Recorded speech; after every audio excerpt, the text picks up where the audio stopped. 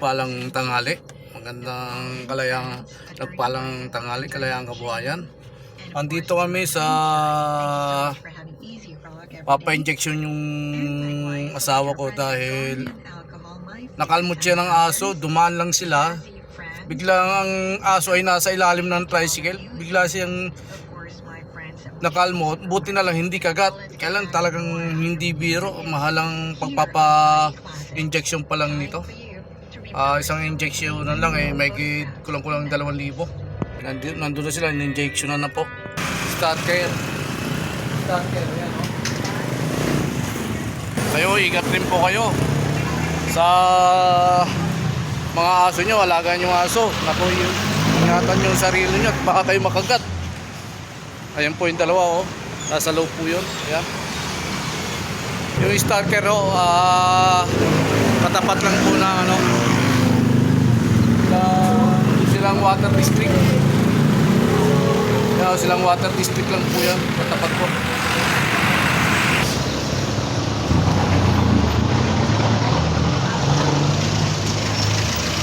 Papasok po tayo. Kanina po marami nagpagamot rito, nagpa-injection. Yan po. Ingat-ingat po tayo dahil mahirap po pag nakagat po ng aso. Pati kalmot pala, delikado rin pala yung kalmot.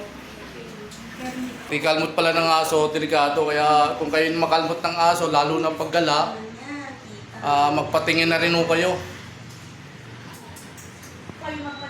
Pusa, aso, yan. Ingat-ingat po tayo. Kalayang kabuhayan. I-vlog niyo yung namin sa starter namin. Apo, sinabi ko na po. Exploit ka na nakatutunan mo. Galing na po kasi akong Saudi. 7 years ako. Ayan po. Gamay-gamay. Alam mo na kung ginagawa. Makakagat ng aso po. Makasama na rin po sa pusa mga scratch. Aso? Isipin nyo po. Sa araw-araw pa lang, meron silang pumapasok rito. Na isip po yung iba yung mga follow-up. Kasama na po yung follow-up. nakakagat ng aso, kalmot, ng pusa, kalmot ng aso. Kaya marami rin pala nangyayari sa araw-araw na pumapasok sa ganito. Ayan, nandito rin po yung tayo sa cake store. Bilihan po ng mga sapatos. Ayan. Sa loob po yan, katabi po ng Star Bike. Star Care.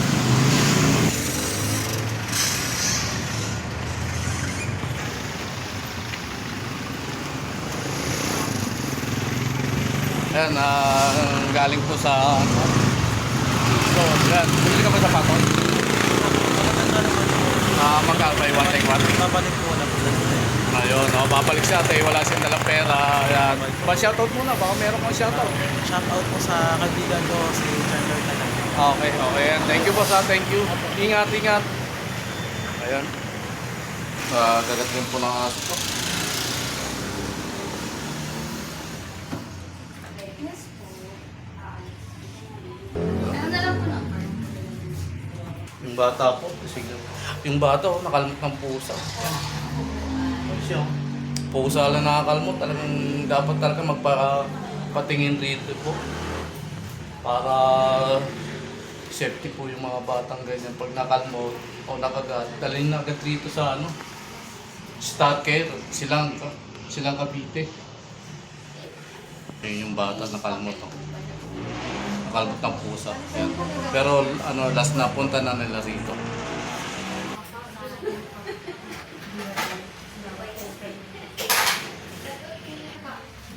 Go. Kaya kabayan, go tayo.